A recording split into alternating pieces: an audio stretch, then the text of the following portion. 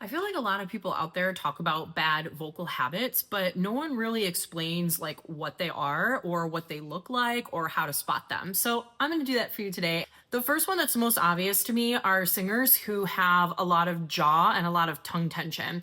Usually the jaw tension is very noticeable. So when you see a singer and they're going, ay, ay, ay, ay, ay, ay, ay, ay, or a lot of people sometimes think this is a singer who's really emotionally invested in what they're singing, really conveying their message to the listener. But in fact, it's actually showing that they have a lot of tension that's pretty debilitating built up into the jaw, which then leads into the tongue. And it just has all this tension here, which is actually not very good for your voice long term and can put a lot of tension and a lot of strain on the voice. The three places that singers usually hold their tension are in your neck, your jaw, and your tongue. So when we don't quite understand how to properly release the tension, then it can sit there and it kind of just manifests itself into then our singing and our sound. And when we're not using our air or breath support properly to support our sound, that's when we can run into problems down the road. The next thing that's pretty common is a lack of breath support. Singers who have a hard time singing through phrases or being able to sustain phrases, and they're doing a lot of quick breathing or catch breathing in between the middle of phrases, is usually a sign to me that it's a bad vocal habit.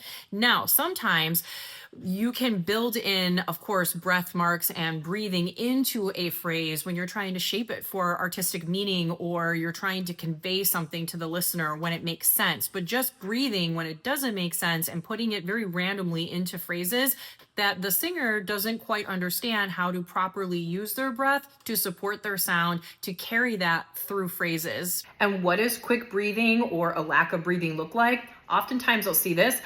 Or I see the shoulders rise, or I can see the chest rise, and you get this very quick.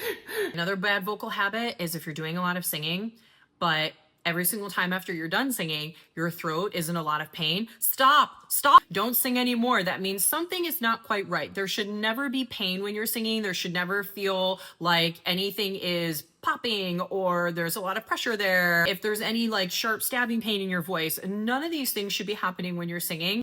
If it hurts when you're singing, seek professional help. Another very obvious sign for bad vocal habit is when I see a lot of neck, like muscle tendons sticking out from the neck. That tells me that we're really singing from the throat. We're really putting a lot of tension and we're using just our neck muscles to support our sound. And we're not really engaging our core. That's where all of these muscles start popping out. If you have any questions, pop them down below. I'm always happy to answer. Have a great day, friends.